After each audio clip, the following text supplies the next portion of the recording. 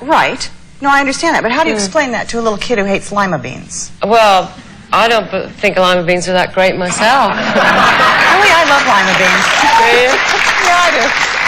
No, I think people think vegetarian food is bland and boring. Well, all I do is make great... I love cooking. You know, I find it very sensual, but I don't like handling flesh, so I don't do meat. So I just make great, tasty food. And I said to the kids, in fact, we said to the kids, because really what happened was we were up on our farm in Scotland, we were eating leg of lamb, admiring our sheep in the field, and Paul went, we're eating one of their legs. We're eating binky. We're eating binky for dinner. And we thought, what are we doing? So we stopped eating meat. Now, when was this? This was early on? Over 20 years ago. And then we were behind a truck packed with beautiful chickens, and it turned into a chicken processing plant. And we said, they're going to be dead in a minute. Yeah. We're not eating chicken. And then everybody says, oh, fish have no feelings. Well, we drowned them in the air, and they're gasping for breath, but they have no feelings. Hey, thanks for drowning me. Thanks for letting me die.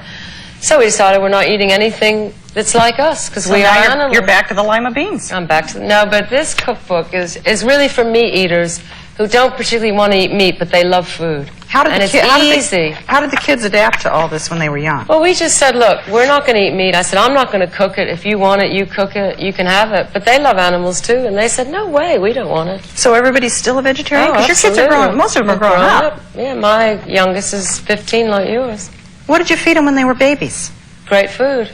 Just no meat. Oh, so much. But, like, what do you do to it that the kids love? Like the green beans, okay? Is that a good one? What do you do with green beans? Well, it's not just vegetables. There's pastas, there's pies. That's what I call festive roast, and it's in place of that poor old turkey that gets to die every Thanksgiving and every Christmas. Now, what do you put in a festive roast? It's mainly soya. That's meatless, love. It's soya and wheat protein, and it's textured, so it chews like meat. But it's not meat. It has no gristle. There you go. You don't have to eat a breast or a thigh or a rib. And it's great. And it's stuffing, and it's gravy, and it's slices like turkey, and it's healthy. Yeah. So now you eat great, you know. You raise the kids with no help, really a low-profile, low-budget lifestyle. Yeah. Well, I like that. I like simplicity, and I like closeness. I like warmth. But 2 bedrooms? Well, I happened to fall in love with a little 1930s roundhouse. It looked like a little lantern, and it was so beautiful that's where we lived.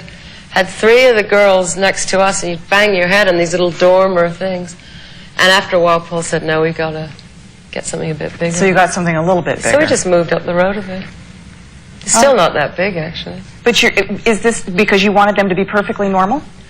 Really, because I don't like big houses where if you have an argument, the kids are over there or you're there and everybody's sort of rambling around. I like being close. Has that been good? Because everybody knows everything that's going on with everybody when you're close, don't they? They sure do. And I like that. That's been good, yeah? Simplicity, yeah. Public schools? Public schools. I went to one. Did you go to one? Well, yeah, but they were good then, Linda. Well, I'm so concerned about them now. No, it's true. It's changed a lot. But in England, we were living in London, and the schools were getting pretty bad. And we moved to the country, and the local schools were so nice. Why not? Also, our kids are really nice people, and I think it's important that people should get along with each other and not be privileged. So, we want our kids at least to have what everybody else has, which is normality. And I think they've really benefited from it. I didn't want them to go, I don't want that. Well, I met your daughter, and she's absolutely a doll. Yeah, she's got a big heart, and that's what it's about. Yeah. All right, well, let's take a little break, and when we come back, we'll talk more. A little break. A little break. We'll talk more with Linda McCartney, and we'll meet former wives of singers Jerry Lee Lewis and Jim Croce. We'll be back in a minute.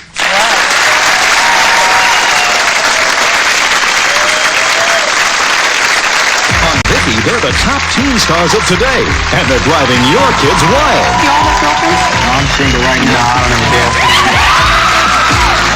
Meet stars from Fresh Prince of Bel-Air, Blossom, Life Goes On, Step by Step, and Saved by the Bell. What do you look for in a girl? A guy likes a girl who's a little mysterious, too, you know. They're all the craze in the 90s. Tell us about the juicy pan letters you get. Only on the next Vicky.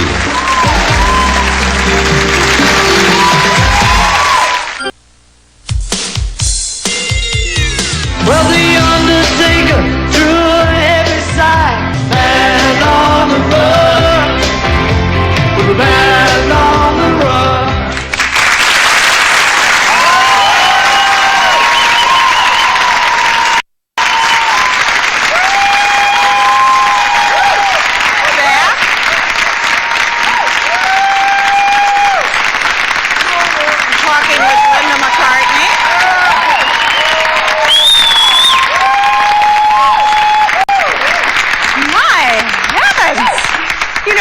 the kids are all grown up now, yeah?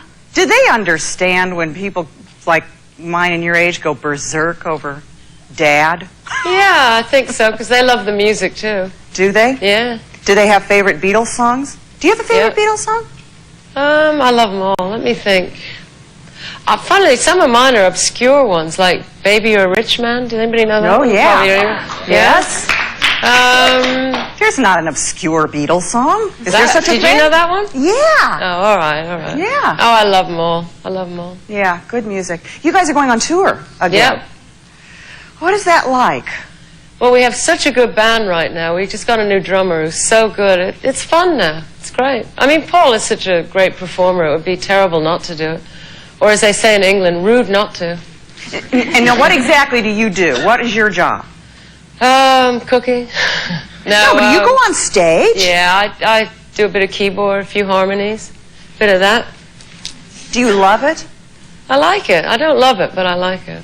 You know, I'm not a natural, I don't think, like he is, but I do, you know, I like it. But he likes to have you there, yeah? Oh, yeah. Well, we're such good friends. We might as well be together. Yeah. And now, are you touring around with the book now? Yeah. It's just out. Yeah, and we just finished a new album, which is coming out. So that's really why we're going on tour. Which will be called what? Off the Ground is what it's called. Off the ground, like all of us. Who had a question? Yes, stand up. Linda, I think being married to Paul McCartney, wow, what an artist and what an ego, perhaps. You're an artist, too. How does that fit in, and does he support you in what you do? Yeah, he does, and I haven't got a big ego, so I'm all right, you know. You don't It's have that big. You don't have a big ego at all? No, I really lost my ego a few years ago. I mean that really. I think life isn't about egos. It's about living and kindness and, you know, just experiencing things. Is it because you had to? I think I just grew, and I think I became more spiritual. I think going vegetarian makes you more spiritual. Oh, and more, stop it. I have to. We need to stop it. If I start eating my lima beans, I won't care what Forget anybody your thinks lima about beans. me anymore at all. Is that what you're telling me? I became more spiritual, really, and I sort of... From the lima beans? From the lima beans. Yeah? And the corn. It's a religious movement, kids. Yeah, stand up. What is your question? Hi. Whatever happened to Susie and the Red Stripes? Well, I like it. Who's Susie I and the loved Red reggae. Stripes? You don't even know about Susie, do you? I don't know Susie and the Red Stripes. Oh, I'm so stupid. Well, I was so inspired by Jamaican reggae music, I started writing reggae songs. And when we were in Jamaica, people used to call me, hey, Susie. You know, I guess blonde, they just call me Susie. I don't know why. And Red Stripe beer, so I thought Susie and the Red Stripes. So I made a record, but it just got so hectic. And again, I thought, what am I going to do, be Susie and the Red Stripes? No. So I just stopped doing it. I'd made a record. Actually, we made a animated film to it. The song was called Seaside Woman. And this really great You know the song, animated, the lyrics he knows and everything? more than you know, Vicki. Look out. Anyway, make a long story short, very short, we did an animated film to the music, and it won at Cannes Film Festival. So that was something, yeah. When did you do this? That was in the 70s, wasn't it? 70s, yeah. 77. He knows the year, there he you knows go. the lyrics. Did you have a question? Yeah. I was wondering, besides Paul McCartney and John Lennon, who are your favorite songwriters? Well, I love Otis Redding, and I love Neil Young a lot. I think he's really great. But there's so many, you know. Is it true what we hear all the time that John was sort of the intellectual one and Paul was sort of the... They're both very similar and very the same. I think it's because Paul, everybody thought, oh, he's the cute one. So that sort of hindered everybody saying he was the deep one. Believe me, he's very artistic and very deep. Oh, he's incredibly artistic. Exactly. I just wondered if that John bugs you wrote at all to hear that. John wrote a lot of beautiful music as well as rough edge, and Paul wrote a lot of rough edge as well as beautiful. They were partners. Do you all keep in touch with each other, the Beatles? Yeah? Very much so. More now than ever, I think. You suppose they'll ever get together again? Well, how can they if John's not around? It's not the same. But actually... I heard a rumor just the other day that the three of them were going to get together for Clinton's inauguration. Did you hear this? Yeah. Well, I voted for him.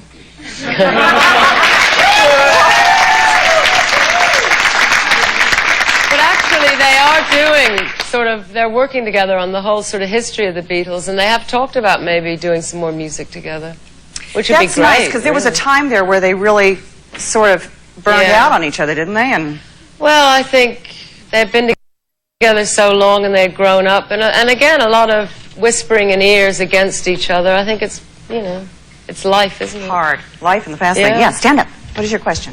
Yeah, I'd like to know, Linda, if you keep in touch with Yoko Ono at all. Not really, no. I keep more in touch with Barbara and Olivia, I think probably because we have a bit more in common. You know, but, you know, Yoko and I, we sort of send Christmas cards and stuff, but I think living in England and her living over here, we don't really. Very politically correct answer, I have a feeling. Now listen, Thank you. I know you must scoot because you have a book opening Tonight at a gallery tonight as up we the road. speak. It's happening as we speak. Exactly. In fact, it's on now. I'm sitting I here know and it is, they're so all you over need there. to scoot. I'm going to come down and get a hug, and I hope I'm going to get over there too. Thank you Good. so much for coming I'm and really visiting happy with to us. be here. Linda Great McCartney. Sorry to push the veggie thing, so. Maybe you can talk me into it. Thank you. Whoa. Like that. Thank you. All right, now listen, kids. What does it take to be the wife of a rock star? We'll find out from the women who inspired some of rock's greatest hits when we come back.